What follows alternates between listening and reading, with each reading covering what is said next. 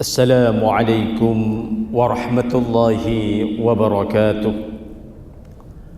Bismillahirrahmanirrahim. Alhamdulillahi rabbil alamin. Wabihi nasta'inu ala umuri dunya waddin. Sayyidina wa maulana Muhammadin wa ala alihi wa sahbihi ajma'in.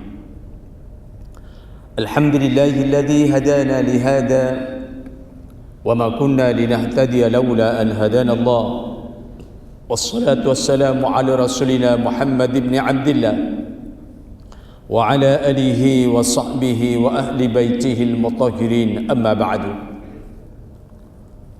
فإن أصدق الحديث كتاب الله وخير الهدي هدي محمد صلى الله عليه وسلم وشر الأمور محدثاتها وكل محدثة بدعة وكل بدعة ضلالة وكل ضلالة في النار. الحديث أو كما قال رسول الله صلى الله عليه وسلم. قال الله تعالى في كتابه الكريم: أعوذ بالله من الشيطان الرجيم. يا أيها الذين آمنوا كتب عليكم الصيام كما كتب على الذين من قبلكم لعلكم تتقون أياما معدودات فمن كان منكم مريضا أو على سفر فعدة من أيام أخر وعلى الذين يطيقونه فدية طعام مسكين فمن تطوع خيرا فهو خير له وأن تصوموا خير لكم إن كنتم تعلمون. Sadaqallahul Azim. Fadilatul Muhtaram Tuan Haji Muhammad Nasir, sahabat saya yang kami muliakan, Tuan Bilal, Ustaz Muhammad Muiz, dan seluruh barisan EJK Surau Al-Mujahidin yang dirahmati Allah Subhanahu wa taala. Bersyukur kehadirat ilahi pada malam ke-24 bulan Sya'ban yang mulia ini, kita dapat bersama untuk menzahirkan syiar agama Allah melalui Masjid Al-Mujahidin yang sangat terkenal ini. Pada malam yang baik ini, sekali lagi Allah limpahkan rahmat yang begitu hebat sekali. Menjelang datangnya Ramadan yang mulia, kita masih dibagi kesehatan yang sempurna oleh Allah, dapat menjalankan tugas sebagai khalifatullah, dan kita dapat sama-sama menunaikan salat maghrib berjamaah untuk merapatkan saf dan merapatkan lagi hubungan silaturahim antara sesama muslim. Dan kita bersyukur kehadirat Allah Subhanahu wa taala.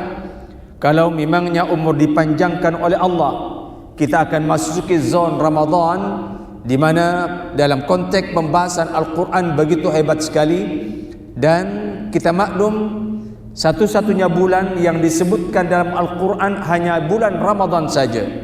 Walaupun di sana, inna iddatas syuhuri indallah 12 syahran fi kitabillah yauma khalaqas samawati wal ard minha arba'atun hurum.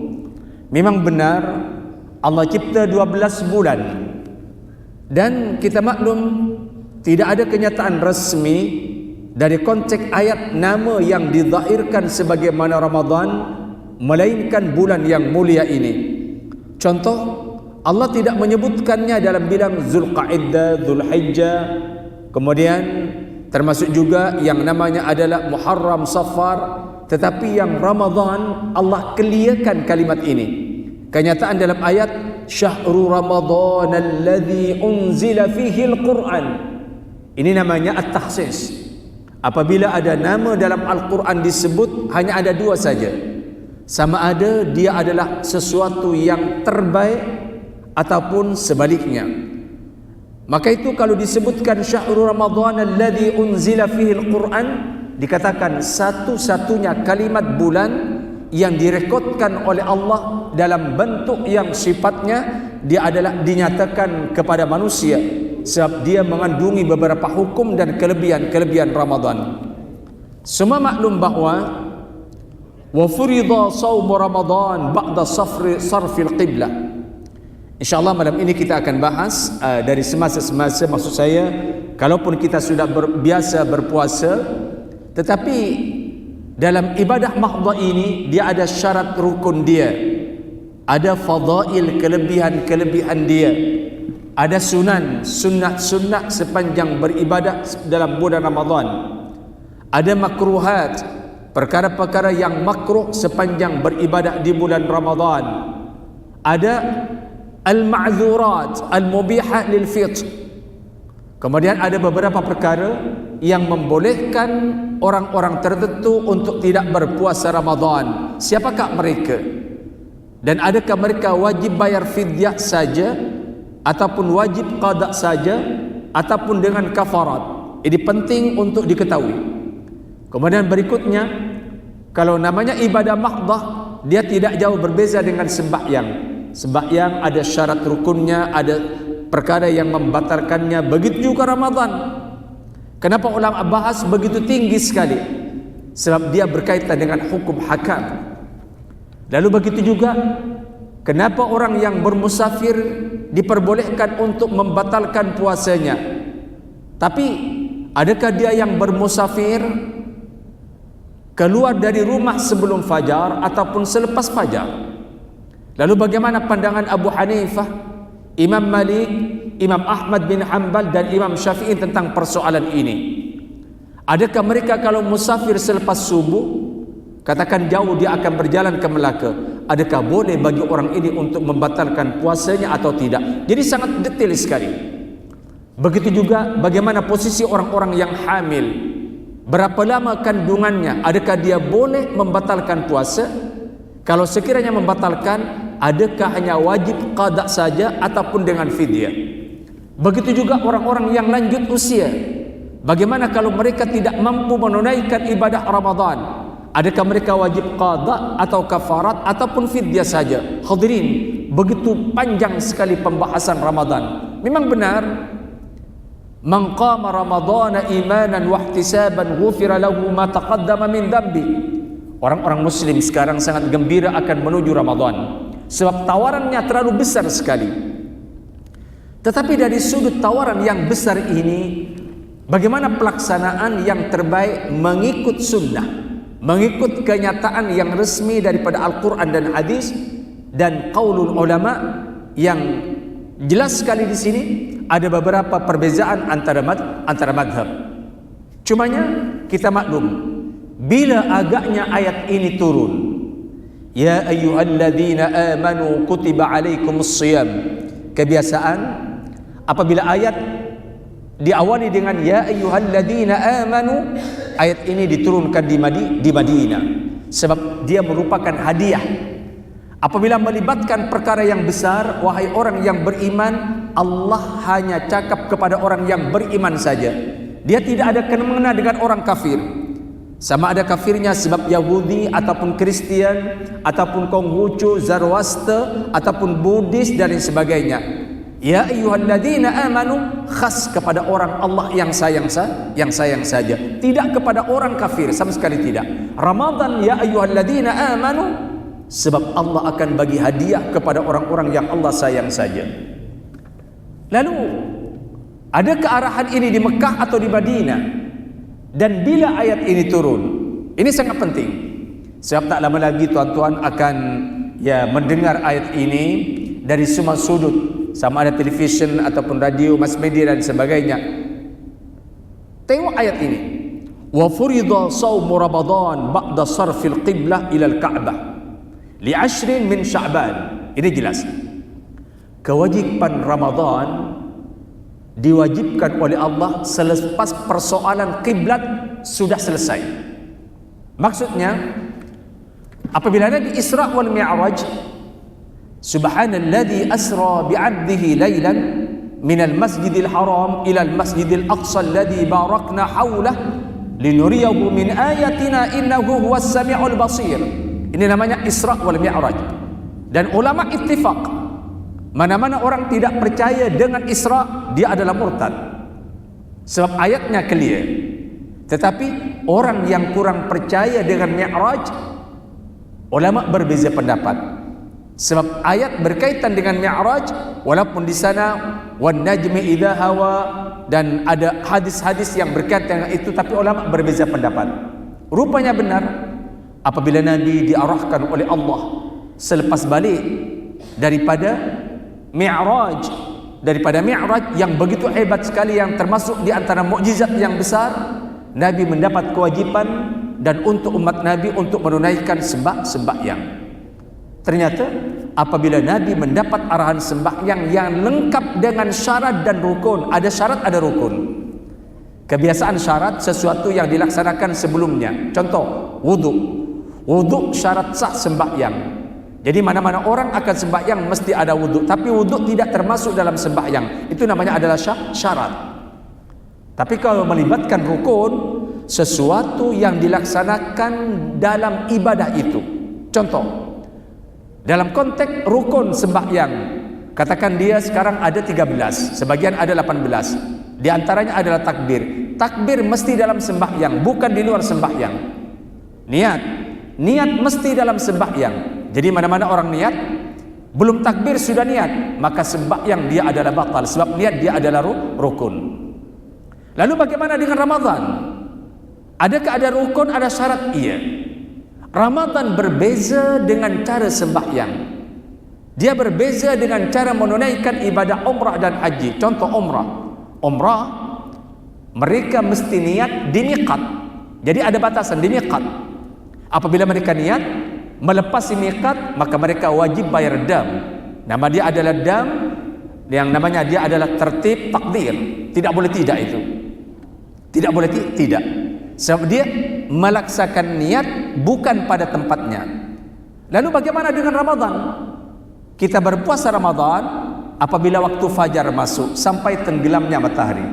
Bila posisi niat? Ulama bahas dengan begitu luas.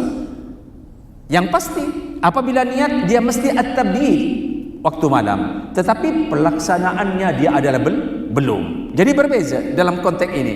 Jadi kalau orang sudah niat lepas maghrib, kalaupun nanti waktu fajar tidak makan dan tidak minum, itulah diperbolehkan. Walaupun selepas niat mereka tidur, mereka makan, mereka bersama istri, ataupun kebarangkalian dia bermimpi keluar air mani, dia tidak ada masalah dan dia tidak perlu niat lagi walaupun selepas mandi, sebab dia sudah niat. Itu perbezaan yang nyata. Cumanya di sini apabila Allah wajibkan kepada Nabi tentang sembahyang, maka kiblat pertama dia menuju ke Al-Aqsa Asy-Syarif.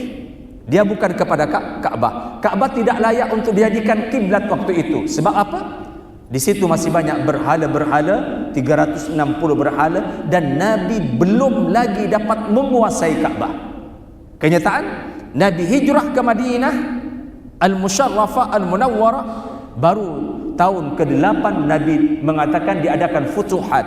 Baru Ka'bah itu bebas daripada berhala. Jadi tidak layak waktu itu untuk menghadap kepada Ka'bah. Okey. Berapa lama Nabi menghadap Baitul Maqdis? Setahun 6 bulan. Setahun 6 bulan. Apabila Rasulullah SAW sembahyang di masjid di Bani Salamah. Masjid Bani Salamah ini adalah satu kawasan 7 km daripada Masjid An-Nabawi. Dan Nabi tidak suka untuk menghadap ke Baitul Maqdis. Bukan pilihan Nabi. Kenapa? Sebab orang Yahudi yang sembahyang, yang berada di Madinah, mereka menghadap ke Baitul Maqdis, sehingga mereka menghina, mengolok-olok Nabi. Apa agama Muhammad ini? Kiblatnya pun ikut-ikut kami Yahudi. Jadi kami Nabi tidak suka. Jadi hadirin, memahami ayat mesti diawali dengan asbabun nuzul.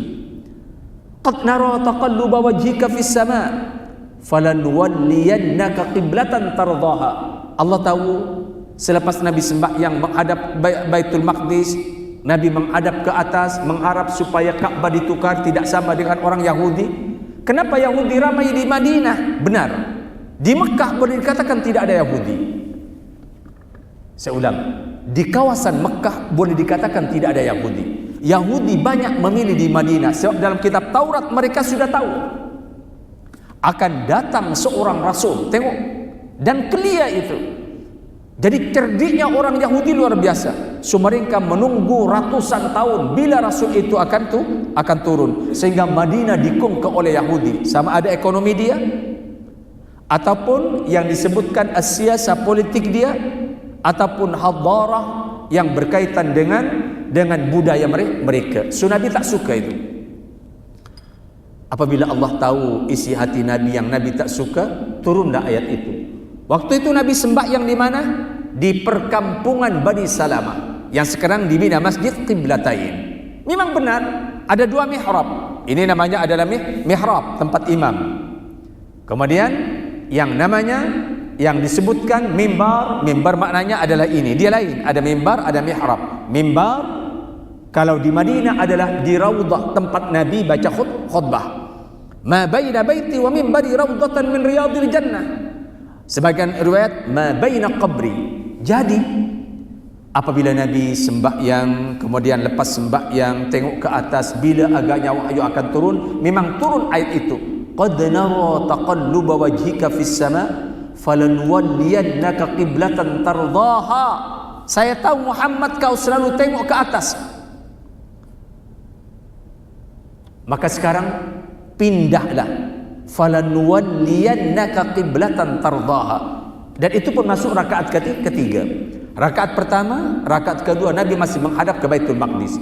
Naik saja rakaat ketiga, turun malaikat Jibril yang menurunkan ayat ini supaya Nabi berpaling. Dan masjid itu menjadi bukti sekarang. Walaupun tidak jauh dari kawasan Quba, orang Quba sembahyang asar masih menghadap Baitul Maqdis. Sembahyang maghrib sama, sembahyang isya sama. Baru dipahamkan waktu sembahyang subuh, baru mendengar bahwa ayat itu sudah turun yang mewajibkan muslim tidak lagi menghadap ke Baitul Maqdis, tetapi menghadap ke Baitullah Al-Haram. Jadi ayat ini hadirin, selepas peristiwa ini baru turun ayat ya ayyuhalladzina amanu kutiba alaikumus shiyam. Bila turunnya 10 Sya'ban. Malam ini 24 Sya'ban. Itu namanya asbabun nuzul, sebab turunnya ayat. Jelas ini ya? Wasaman nabiyyu sallallahu alaihi wasallam tis'atu ramadanat.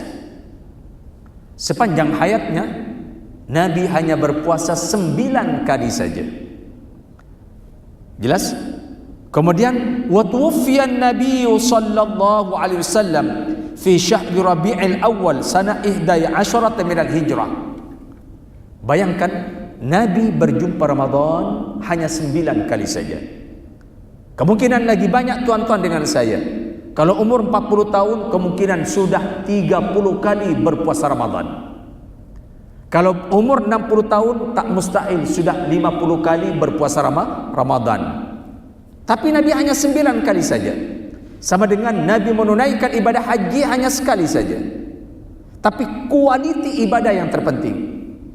Nabi menunaikan ibadah umrah hanya 4 kali saja, tapi kualiti ibadah itu. Kenyataan Rasulullah sallallahu alaihi wasallam diambil rohnya oleh Allah pada bulan Rabiul Awal tahun berapa? 11 Hijrah.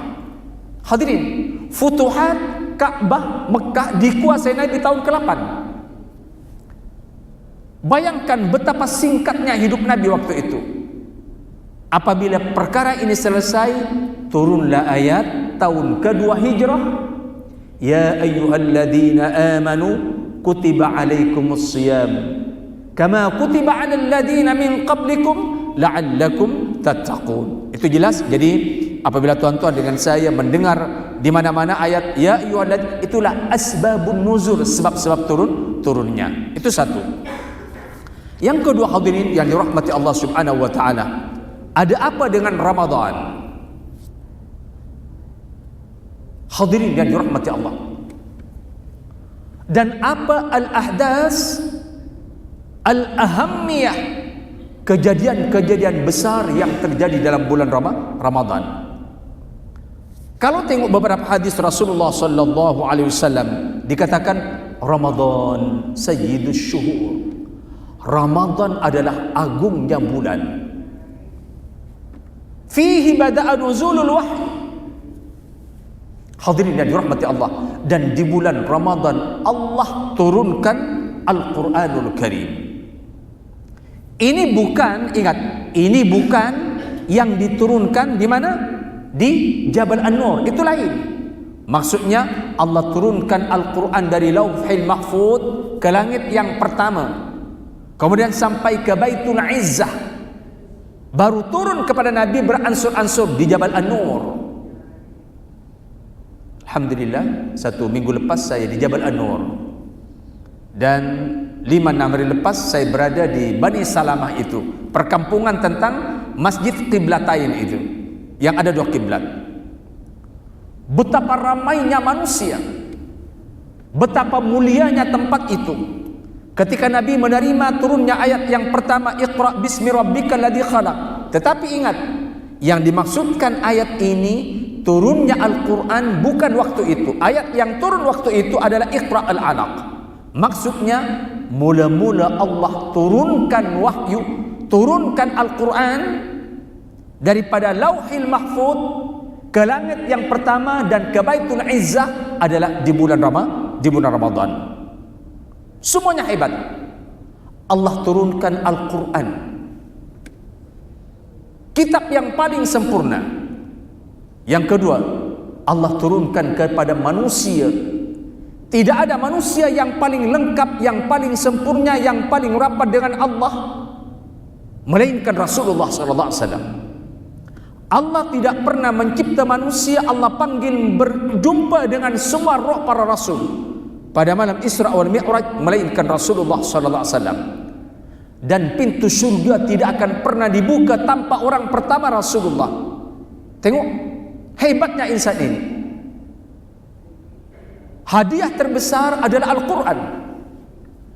Maka itu hebatnya Ramadan adalah sebab Al-Quran. Hebatnya Ramadan adalah sebab Al-Quran.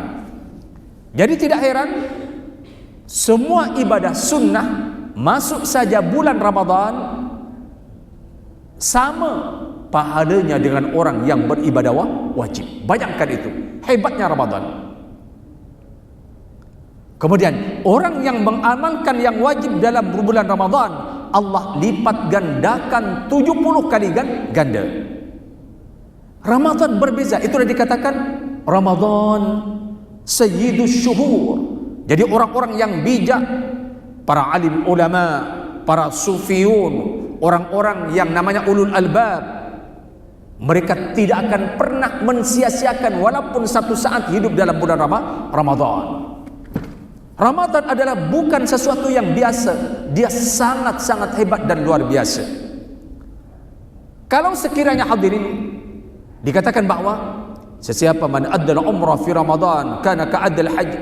Contoh, sesiapa menunaikan ibadah umrah dalam bulan Ramadan, pahalanya sama 100% dengan orang yang menunaikan ibadah haji. Manusia tidak boleh membantah. Kenapa umrah yang begitu senang pahalanya sama dengan haji? Sebab Ramadan. Manusia tidak boleh mengatakan komplain tidak benar, tidak. Contoh, man tatahhara fi baitihi thumma shalla fi Masjid Quba kana kaman addal umrah. Sesiapa ada wuduk di rumahnya, sembahyang 2 rakaat di Masjid Quba, agak-agak 3 km dari Masjid An-Nabawi, dan itu masjid pertama didirikan, sama pahalanya dengan orang yang menunaikan ibadah umrah walaupun sembahyang hanya 2 rakaat. Begitu juga ibadah dalam bulan Ramadan. Dikatakan Ramadan sayyidus syuhur. Kemudian An Salman, itu riwayat jelas. Salman ini seorang sahabat yang hebat, mungkin Salman Al-Farisi, qala khatabana Rasulullah fi akhir yaum min Sya'ban. Ini malam pertama. Sebab kejadian ini di Madinah tahun kedua hijrah. Kata Salman, malam terakhir bulan Sya'ban, sekarang ada malam ke-24. Ya, tadi 23, masuk Maghrib berubah 24. Kalau tarikh biasa masih 11 hari bulan. Kesimpulannya, kebiasaan bulan Sya'ban ada 30 atau 29 hari. Mungkin kita lagi 7 malam saja akan berjumpa Ramadan. Hadirin, tengok bagaimana kata Salman. Apabila malam terakhir bulan Sya'ban, qala, Nabi baca khutbah di Madinah. Ya ayyuhan nas, wahai manusia, qad adhallakum syahrun azim mubarak. Ma makna adhallah? Adhallah ini kalau saya sama dengan midhallah. Midhallah ini adalah payung. Apabila kita ada payung, selebat apapun hujan, kita akan mendapat perlindungan sebab ada payung. Kalau musim panas yang sangat-sangat panas, kemudian kita ada hujan, atau sebab terlalu panas kita ada payung, sedikit sebanyak kita akan mendapat perlindungan daripada payung. Contoh panas 2-3 hari ini, kan sangat-sangat panas itu kan 2-3 hari ini. Walaupun tidak seberapa. Tahun lepas kita maklum bagaimana panasnya waktu musim haji, 51.8 darjat. Begitu panas. Mekah ini lain, Madinah lain. Kalau Mekah panas, Madinah lagi panas. Kalau Mekah musim sejuk, Madinah lagi sejuk. Dan yang paling panas sekali kalau Madinah musim panas adalah Al-Badar. Jarak antara Madinah ke Badar, perang Badar, perang yang diwajibkan di bulan Ramadan pertama kali. Perjalanan dalam 2 kilo ataupun 2 jam naik bas. Kenapa Badar lagi panas daripada Mekah? Kenapa Badar lagi panas daripada Madinah walaupun termasuk Madinah? Pandangan sebagian riwayat, sebagian maklumat, sebab ada kuburan Abu Jahal. Dikatakan qa'run min qa'ri jahannam, kuburan Abu Jahal sebagian daripada kawah api neraka Allah. Memang lain. Saya sudah 4-5 kali ke Badar itu. Okey. Sangat berbeza. Lalu kenapa disebut Ramadan? Sebab ar-ramda. Ramadan maknanya ramda adalah panas. Kebiasaan bulan Ramadan dia adalah panas. Memang betul-betul panas.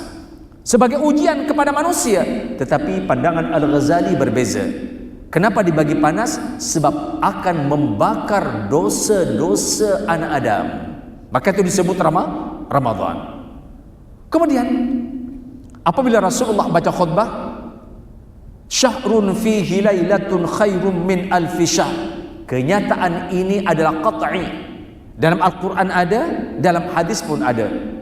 Wahai orang Ansar, wahai orang Muhajirin, bukan hanya malam pertama Ramadan yang hebat sampai akhir Ramadan. Lagi hebat kata Rasulullah sallallahu alaihi wasallam, Allah turunkan dalam bulan Ramadan satu malam, masyhur malam ini adalah malam Lailatul Qadar. Bayangkan mana-mana orang beribadah pada malam Lailatul Qadar, khairum min alfi syahr, lebih baik daripada 1000 bulan. Maknanya umur orang 83 tahun 4 bulan. Mana-mana orang beribadah dalam Lailatul Qadar, dah bulan Ramadan, dah malam Lailatul Qadar, sama dengan orang yang beribadah 83 tahun 4 bulan. Nak ambil mana? Kalau kita sembahyang maghrib berjamaah mungkin Allah bagi 25 atau 27. Kalau orang berada di Masjidil Haram setiap hari Allah akan bagi 100.000 kali ganda. Kalau Ramadan bayangkan, tak boleh bayangkan. Kalau hari biasa 100.000 kali ganda, bagaimana dalam Ramadan? Sedangkan di luar Mekah dan Madinah, yang sunat naik taraf dengan yang wajib pahala dia, yang wajib Allah lipat gandakan 70 kali ganda. Lalu bagaimana orang yang berada di Mekah dan Madinah 100.000 kali darab 70 kali ganda? Ini adalah qat'i. Ini adalah qat'i. Ya, agak mengherankan sebenarnya, tapi itu adalah kenyataan. Kemudian hadirin yang dirahmati Allah Subhanahu wa taala, dikatakan ja'alallahu siyamahu fariidah wa qiyamul lailihi tatawwu'an. Hebatnya Ramadan bukan hanya siang, tapi juga adalah malam. Allah tidak pernah mencipta bulan yang sama dengan Ramadan. Maksudnya, kalaupun malam kita tidak berpuasa, tetapi memandangkan malam itu malam Ramadan, maka pahala beramal di malam dia adalah jauh-jauh sekali, maksudnya dengan malam-malam biasa. Kenyataan dalam hadis kita boleh tengok, man qama ramadhana imanan wa ihtisaban ghufira lahu ma taqaddama min dhanbi. Kekuatan hadis ini kita tengok muttafaqun alaih. Muttafaqun alaih maknanya dalam kitab Bukhari ada, dalam Muslim ada, bahkan kutubus sittah yang lain. Imam An-Nasai meriwayatkan, Imam At-Tirmidzi, Sunan Abu Dawud, Sunan Ahmad, Al-Muwatta. Dari hebatnya, jarang kita jumpa hadis yang pendek tapi diriwayatkan oleh semua pakar hadis berkaitan dengan Ramadan. Man qama ramadhana, sesiapa qiyam, bukan siang, malam. Kalau tengok penafsiran Profesor Dr. Wahbah Az-Zuhail, ay ahya layalihi bi salati tarawih, adalah orang yang menghidupkan malam-malamnya dengan salat tarawih dan juga sembahyang lain. Kenapa disebut tarawih? Sebab yang ada sembahyang tarawih hanya dalam bulan Ramadan. Tak boleh bayangkan bagaimana hotel termahal Darut Tauhid. Tak payah itu Mekah Tower kalau malam biasa satu bilik berapa? 1.000. Masuk Ramadan 5.000 setiap malam. Naik mendadak. Akhir Ramadan berbeza. Bahkan Darut Tauhid yang suite di atas 3 bilik berapa? 600.000 untuk 10 malam terakhir orang-orang yang akan beribadah di Masjidil Haram. 600 sekarang semua sudah habis demi Ramadan. Saya ulang, 600.000 semua sudah close, dah habis. Begitu semangatnya mereka dengan kepahaman Ramadan. Orang-orang Arab kalau istilah ibadah dia tidak berkira. Bukan hanya tiang-tiang orang yang sudah bersedia, hotel-hotel, bagaimana setiap tiang-tiang orang-orang kaya sudah menyediakan berbuka, bahkan mereka menarik orang supaya makan makanan yang dibagi oleh mereka. Masyhur dalam hadis, sesiapa bagi buka kepada orang yang berpuasa, jelas itu hadis itu, dan itu adalah sahih, sama pahalanya dengan orang yang dibagi. Jadi kalau dia cerdik, kalau hari pertama kita dapat bagi makan, berbuka, bukan muri tidak ada peruntukan. Muri itu adalah hanya merupakan tambahan, bukan muri. Yang disebut dalam hadis man fattara shaiman, orang yang berbuka dalam bulan puasa. Bayangkan itu. Kalau satu hari pertama kita bagi buka dengan 10 orang, seakan-akan hari pertama kita sudah dapat berpuasa 11 hari. Confirm. Yang ada offer ini hanya dalam Ramadan. Hadirin, betapa pentingnya saya, anak-anak tuan-tuan dengan saya, betul-betul mengambil kira persoalan ini. Dan betapa pentingnya gembira akan kedatangan Ramadan. Banyak hadis yang berkaitan dengan ini. Cumanya dikatakan di sini, man taqarraba fihi bi khaslatin minal khair kana kaman adda fardatan fi ma siwa. Ini yang saya nyatakan. Sesiapa berbuat yang baik dalam bulan Ramadan yang sunat sama dengan orang berbuat fardu. Wa man adda fardatan fi. Sesiapa melaksanakan amal yang fardu dalam bulan Ramadan, kana kaman adda 70 fardatan fi ma siwa, sama dengan orang yang beramal 70 kali ganda. Hadirin, hadis ini tidak perlu katakan ditafsir bermacam-macam. Ini adalah offer yang paling besar. Kemudian hadirin yang dirahmati Allah Subhanahu wa taala, persoalan Lailatul Qadar mungkin barangkali akan dibahas yang lain. Cumanya kalau kita perhatikan, kalau memang Ramadan itu begitu hebat, apa yang patut kita buat? Rupanya di sana ada banyak jenis puasa. Ada puasa yang wajib. Tengok, yang wajib pun kalau pandangan-pandangan ulama, ada yang wajib yang berkaitan dengan zaman. Seperti apa? Ramadan, dia berkaitan dengan bulan Ramadan. Ada juga yang berkaitan dengan illat, kafarat. Kafarat puasa wajib. Contoh, apabila seorang suami mengatakan anti alayya ka dhahri ummi, seorang suami mengatakan kepada istrinya, belakang engkau sama dengan ibu saya. Dia cakap dengan istrinya, anti alayya ka dhahri ummi, engkau belakang awak sama dengan ibu saya. Jadi seakan-akan sama menghalalkan ibunya sebagaimana halalnya istrinya. Itu zihar. Mana-mana orang zihar, dia wajib bayar kafarat. Pertama, memerdekakan hamba saya. Kalau tak ada, dia mesti berpuasa 2 bulan berturut-turut. Hukumnya wajib. Selagi tak bayar, dia tidak boleh bersama dengan istri. Kalau sekiranya dia bayar 50 hari, kemudian batal, wajib pulang pertama kali. Itu namanya adalah kafarat, hukumnya wajib. Ada juga puasa yang wajib, dia adalah nazar. Jadi puasa wajib, kadangkala dia Ramadan berkaitan dengan zaman, kadangkala berkaitan dengan kafarat, kadangkala dia berkaitan dengan nazar. Kemudian hadirin yang dirahmati Allah Subhanahu wa taala, berikutnya yang itu barangkali kita boleh baca dari semasa ke semasa. Puasa yang sunat itu biasa hari Arafah, kemudian 6 Syawal, Isnin dan Kamis dan lain sebagainya. Cumanya di sini yang perlu kita tekankan dalam persoalan ini, syarat syurutu wujubus siyam. Jadi tidak semua orang wajib berpuasa, dia ada syarat-syarat tertentu. Persoalan Islam. Fa in aslamal kafir fi syahri Ramadan. Apabila ada orang kafir masuk Islam di bulan Ramadan,